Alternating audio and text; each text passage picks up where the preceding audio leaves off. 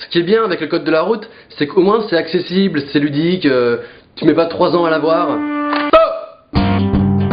Alors faut savoir que les gens du code de la route, ils ont un vocabulaire bien à eux, tu vois. Que nous, les gens de la vraie vie, on n'utilise pas. Déjà dès le premier jour, la dame de l'inscription qui remplissait les papiers, elle m'a posé une question à laquelle j'étais pas trop préparé. Oui.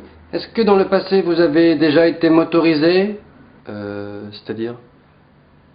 Comment ça? À quel niveau? Au niveau des bras?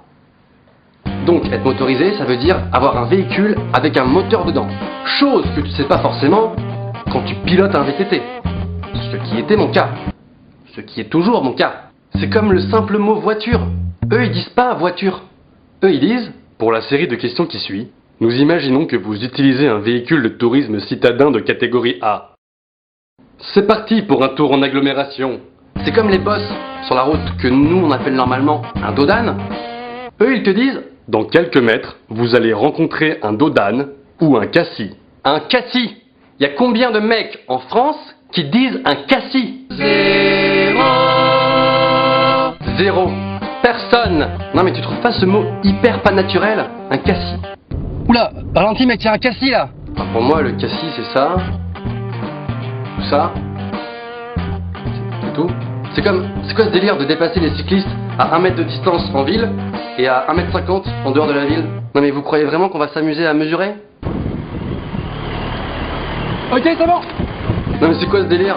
Ça veut dire que si tu dépasses pas le mec à la bonne distance, tu vas aller en prison? Allô la police? On vient de me dépasser de 90 cm. Ce type est dangereux. Moi je savais pas que les gens ils calculaient autant leurs gestes dans la voiture. Heureusement que dans les films d'action ils conduisent pas comme ça.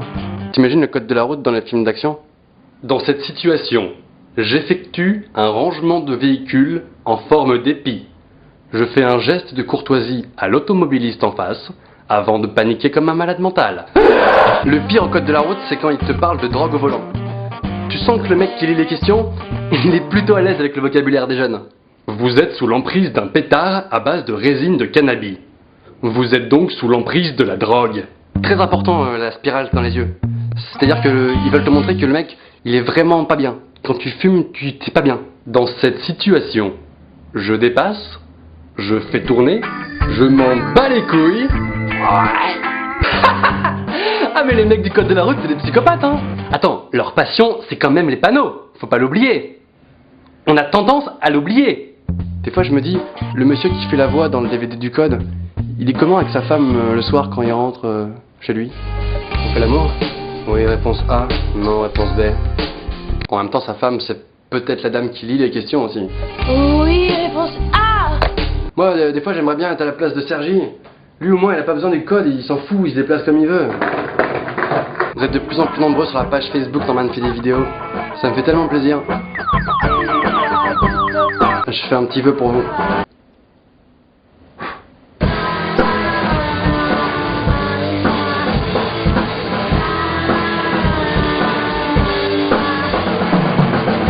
Vous êtes double super.